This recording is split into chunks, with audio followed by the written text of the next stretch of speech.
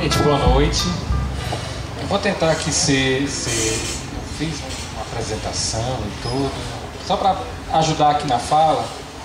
E eu vou começar um pouco pelo fim, certo? Isso vai estar na apresentação. A gente tem tido a oportunidade, pela Secretaria de Direitos Humanos, de estar participando de uma articulação de cidades no âmbito do Mercosul. Isso vai pautar muito a apresentação, porque para mim, que sou de uma outra geração de militantes de direitos humanos, a gente sempre acabou tendo a nossa dinâmica pautada por outras lutas, né? E essa articulação fez com que a gente sensibilizasse, mobilizasse a gente para aprofundar as discussões sobre memória e verdade e perceber que essa temática ela tá relacionada com todas as outras demais. Não dá para fazer política de direitos humanos sem construção de identidade. E a gente precisa construir esse processo. E todos os países que conseguiram avançar mais nessa perspectiva foram aqueles estados que optaram por transformar essa ação em uma política pública. Eu acho que esse é o desafio que a gente tem colocado aqui, esse desafio que a gente, no âmbito do município, a gente, enquanto Secretaria de Direitos Humanos, quer construir. Esse debate ele faz um pouco parte desse processo, né? No momento que a gente definiu pautar essa temática como temática da Secretaria de Direitos Humanos, e aí a gente pretende, a partir daí, ir acumulando, e aí tem um processo do Comitê Pró-Comissão da Memória e da Verdade, que está instituído, está funcionando, que a gente não vem participando por pura indisciplina, mas que a partir da próxima reunião a gente já vai corrigir essa falha para dar uma incorporada no embrião, porque é papel e responsabilidade tanto do município como do Estado como da União trabalhar essa temática como uma política pública. Eu acho que a Comissão da Memória e da Verdade ela ainda não é uma política pública de memória e verdade. Eu acho que o grande desafio, além de buscar instrumentalizar os processos de memória e de verdade, é que a partir da comissão se crie, como se tem no Paraguai, como se tem na Argentina, como se tem no Uruguai, uma política pública com órgão regulador, com ações permanentes, com linhas de financiamento específicas para essa política. Rebatismo social, apropriação urbana, memória, justiça e verdade.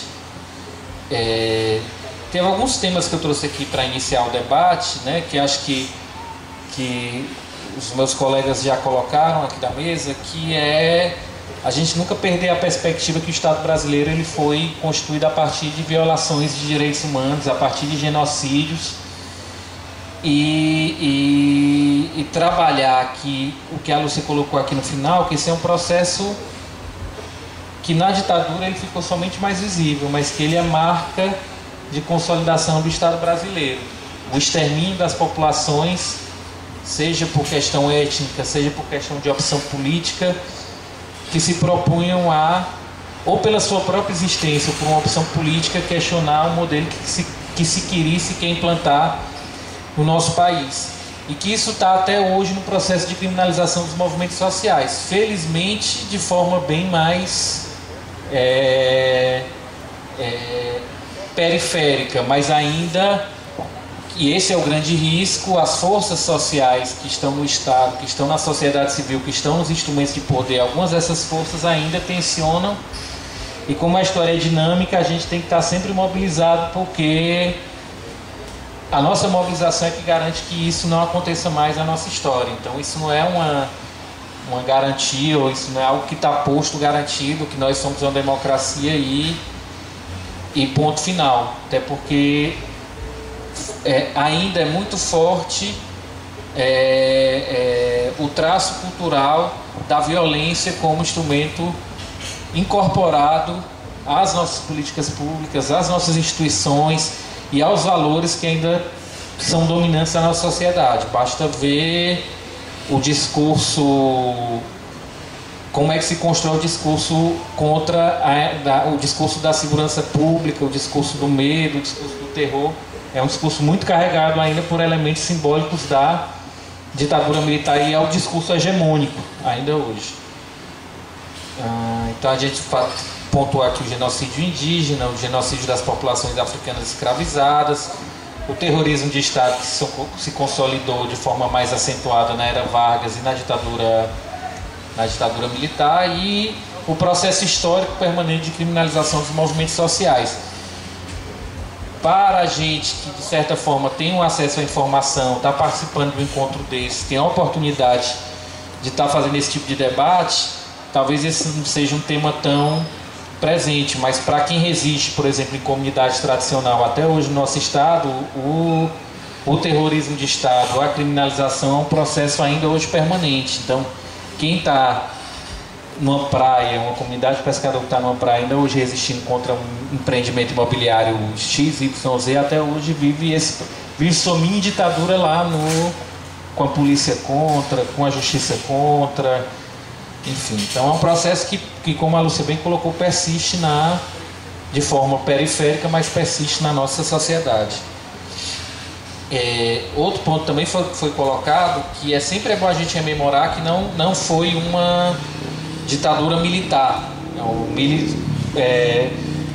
Quando se trata do tema ditadura militar, se tende a fazer um maniqueísmo institucional, um maniqueísmo pessoal, de pessoas boas e pessoas malvadas, ou de instituições ruins ou de instituições do bem.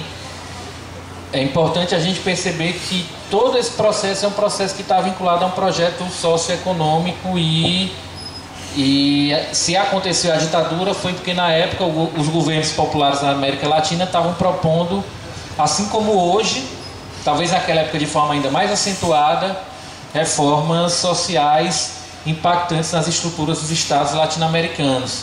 Por isso que eu digo que esse é um momento de insegurança, né? Porque nós temos governos populares na América Latina promovendo alterações estruturais em maior e menor escala. Não vou dizer que no Brasil está no nível que está uma Venezuela, mas as contradições, recentemente o episódio ocorrido na Bolívia já aponta uma contradição desse processo. Então é um processo em que se tenta, é bom a gente sempre desconfiar das informações que vêm, né, das fontes de informações, mas é um processo cujas contradições, à medida que vão acentuando, eles geram uma necessidade de mobilização mais permanente em defesa da democracia. E ter clareza que é um processo de manutenção e estruturação do capital na sua forma mais acentuada, aguda. Não é um processo pura e simplesmente do bom contra o mal, ou simplesmente como se constrói aqui no Brasil o discurso oficial ou da mídia, o discurso hegemônico, é que o grande problema da ditadura brasileira foi a censura, né? A grande pauta, que o grande problema da ditadura foi a censura, foi a ditadura dos empresários de mídia, né? Quando na verdade os problemas de implantação de modelo econômico, endividamento, dependência econômica, fora os assassinatos, o genocídio que aconteceu nos países, são os aspectos centrais das ditaduras que ocorreram na América Latina. E o que eu já coloquei é a questão do valor social. E aí trazer o problema da anistia, porque o problema da anistia no nosso país, o diferencial de outros países da América Latina, é que enquanto essa questão não for resolvida institucionalmente, essas pessoas que promoveram a ditadura, elas continuam nas estruturas de poder. Já foram citados aqui alguns exemplos. E os valores, a dinâmica, a consolidação das políticas continuam contaminados por essas pessoas. Então, para o Estado brasileiro, não houve ditadura militar. No momento que ele anistia, ele coloca: não, prefiro não me manifestar se houve ou não ditadura, porque não pode o Estado admitir que houve tortura, genocídio e não punir aqueles que praticaram. Então, oficialmente, a leitura que eu faço, o Estado brasileiro não reconhece, não sei agora com comissão, mas a comissão em si acho que não é suficiente para isso, ele não reconhece a existência da ditadura, porque se reconhecesse deveria julgar e punir aqueles que a promoveram, né? As estruturas de polícia, justiça e mídia ainda muito contaminadas pelo espírito autoritário advindos da ditadura militar. processo de criminalização dos movimentos sociais e de mais criminalizações. Eu coloquei isso porque está em voga muito, é um debate que a gente precisa fazer no âmbito da esquerda e no campo dos movimentos populares, de buscar criminalizar as violações de direitos como estratégia central. Então, tem homofobia, vamos criminalizar a homofobia. Tem racismo, vamos criminalizar o racismo. Tem prática preconceituosa, tal, vamos criminalizar. Acho que tem que criminalizar. Agora, é importante ter a leitura de que, ao criminalizar e trazer isso como discurso principal, você está fortalecendo justamente as estruturas mais conservadoras da nossa sociedade. Então, não que não se criminalize, mas a criminalização geralmente ela atinge a classe trabalhadora. O homofóbico que vai ser preso vai ser homofóbico trabalhador, homofóbico de elite ele não vai ser. Então é um debate que lutemos pela criminalização das violações de direitos humanos, agora façamos essa discussão, porque agora a solução de tudo virou criminalizar. Eu acho que a gente tem que aprofundar isso de forma eu particularmente defendo assim, como valor ideal o absolutismo penal, como valor possível o minimalismo. Então essa dinâmica de criminalizar, acho que ela tem que ser debatida com mais profundidade. Memória, justiça e verdade. Bom, a gente já tratou muito desse assunto, eu não vou citar ponto por ponto desse tópico, né? Mas assim, a gente vive um cenário de tentativa de revisionismo histórico instrumentalizada pelos grandes meios de comunicação, e que as iniciativas no campo da memória elas vêm como antídoto, como ferramenta para desconstruir esse processo, né? E até a nossa limitação, por exemplo, da nossa política da municipal, e que a gente está tentando se misturar ou dialogar e aprofundar isso para trazer esses elementos, e que essa é uma história que tem que vir com o protagonismo de quem viveu essa história, né? E a gente precisa trabalhar esse processo de memória muito a partir dos espaços, dos sítios de memória, dos locais, a partir desse modelo que o coletivo Aparecidos Políticos já vem trabalhando, mas na perspectiva de transformar isso numa política pública, como a gente já tem em outros países da América Latina, mas de trabalhar também a memória oral, a memória das histórias, a memória das cartografias sociais, das comunidades de Fortaleza, que se conta através da oralidade. Eu gosto de citar muito a intervenção como exemplo, que a prefeitura está fazendo a intervenção do Vila do Mar no Pirambu, e eu vejo a propaganda, fazer uma crítica à minha própria gestão, né? Eu vejo a propaganda da prefeitura falando do Vila do Mar e elogiando o projeto. É um projeto lindo, fantástico, muito bom, mas ali você tem uma história da urbanização daquela área sempre como a área da exclusão social em Fortaleza. Primeiro como um leprosário da cidade, ou seja, sempre foi o local em que a elite jogou os indesejados, né? Primeiro o leprosário, depois os campos de concentração dos retirantes da seca, depois a luta que se implementou lá pela permanência no Grande Pirambu. Então acho que a gente tem que contar mais essa história a partir do projeto, porque você, quando faz aquilo, você faz aquilo.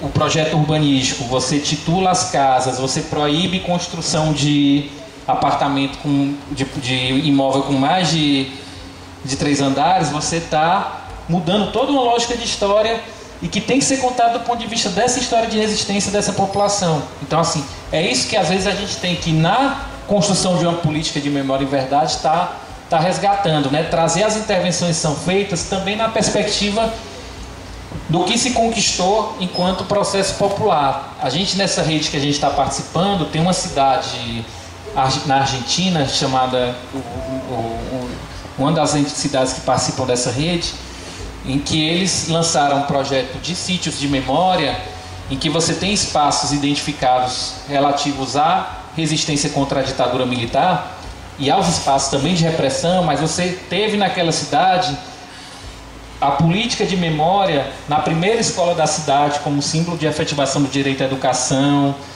de outros espaços que efetivam outros direitos, como construção da memória do patrimônio da cidade do ponto de vista da efetivação dos direitos e da luta popular. Então acho que a gente tem que trabalhar no campo da memória.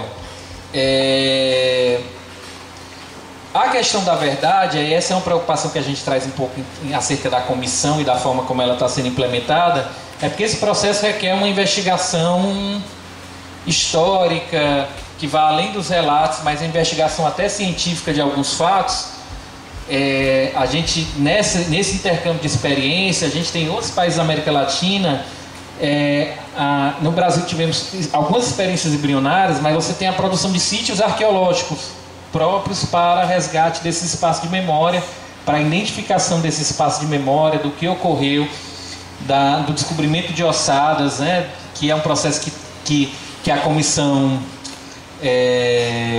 que trata dos desaparecidos políticos já vem implementando, mas é um processo que precisa de um desenvolvimento ainda maior, porque a gente não vai conseguir concluir esse processo no prazo que está sendo estipulado sem esse investimento concreto, e é uma necessidade, né? E a questão dos arquivos, né? Que é uma questão que ainda não está muito clara como é que vai ficar a partir da comissão da memória e da verdade, com perspectiva de trazer a verdade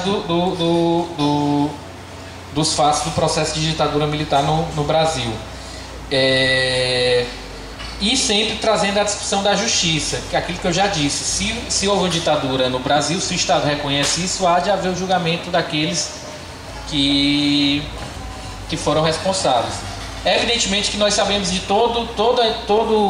e nós compartilhamos, né, de todo o interesse político que há do governo e da discussão de estratégias e táticas necessárias para implementar essa política, né, de avanços e recuos. Mas a gente não pode perder o norte, e principalmente quem está no âmbito da sociedade civil, de que o foco tem que ser a efetivação da justiça, não só da memória e da verdade.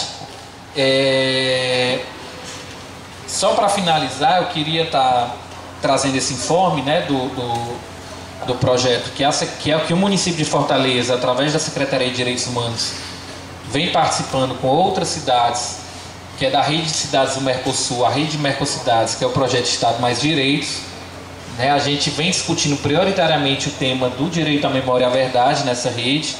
Nós temos esses municípios participando da rede, no Brasil: Bagé, Belo Horizonte, Fortaleza, Guarulhos e Recife, né? Um projeto coordenado pelo município de Morón, na Argentina, e que nós tivemos esse ano já um seminário de ciclos de memória, que realizou no dia 11 e 12 de agosto no município de Morón, na Argentina, e a proposta desse projeto é, a partir dele, se a gente está discutindo no âmbito da rede, a constituição de uma rede de cidades de políticas públicas de memória, e a gente tentar trabalhar a partir desse projeto essa rede permanente no âmbito da rede de Mercocidades. A gente vai aprofundar essa discussão no âmbito da cúpula da rede de Mercocidades, que vai acontecer no final de novembro em Montevidéu, né? Trazendo que a gente, de forma bem geral, que a gente pegou de diferenciações de algumas experiências nos outros países do CONESUL em relação ao Brasil, o que eu já tratei da existência de órgãos executivos, principalmente em âmbito federal, que transformaram essas ações de memória, justiça e verdade em política pública, com orçamento, com investimento, com ação programática, existe, por exemplo, na Argentina, uma rede de centros de memória, os antigos centros clandestinos de detenção, identificados, com programação permanente, articulados, com a dinâmica viva. Evidentemente que há de se considerar que a história de mobilização social da Argentina em torno do tema é bem mais avançada do que a do Brasil, né? Também do Uruguai, também do Paraguai. Acho que o Brasil ele tá também no âmbito da mobilização social bastante atrasado, digamos assim, em relação aos outros países da América Latina. Há necessidade de tratar esse tema na escola, né? E aí você tem experiências de inclusão do tema curricular e extracurricularmente na educação fundamental e na educação superior e no ensino médio, em todas as instâncias de ensino. Implantação do centro de memória, que eu já falei, que aí eu estou falando de nortes históricos que devemos almejar, né? Revogação das leis de anistia ou leis de ponto final, que é um processo que já aconteceu em alguns países da América do Cone Sul, né? Abertura de arquivos e o julgamento dos responsáveis diretos pelos regimes ditatoriais e dos torturadores. Eu acho que a gente deve reconhecer a conjuntura histórica, a limitação da conjuntura histórica, mas a gente não pode perder esse norte, ou esses nortes, ou essas perspectivas de consolidação no Brasil de uma política de memória, justiça e verdade. Aí cabe a gente, no caso do município, fazer a nossa parte. Então a gente está promovendo esse debate hoje, articulando. O coletivo Aparecidos Políticos foi essencial para a construção desse processo no festival de juventude. Eu acho que a gente tem, a partir desse encontro e a partir de outros processos que a gente já tem em curso na Secretaria de Direitos Humanos, principalmente em parceria com a Secretaria Municipal de Educação, da necessidade de estar aprofundando a partir desses nortes e uma política nossa no âmbito do município, e aí trazer chamar esse debate também o Estado, chamar esse debate também o governo federal, para que esse processo ele resulte e aprofunde numa política pública permanente, efetiva, para que a gente possa tentar seguir o exemplo positivo que nós temos em outros países do Cone Sul. Eu queria agradecer a presença e a paciência de todos, e agora acho que a gente abre para o debate. Muito obrigado.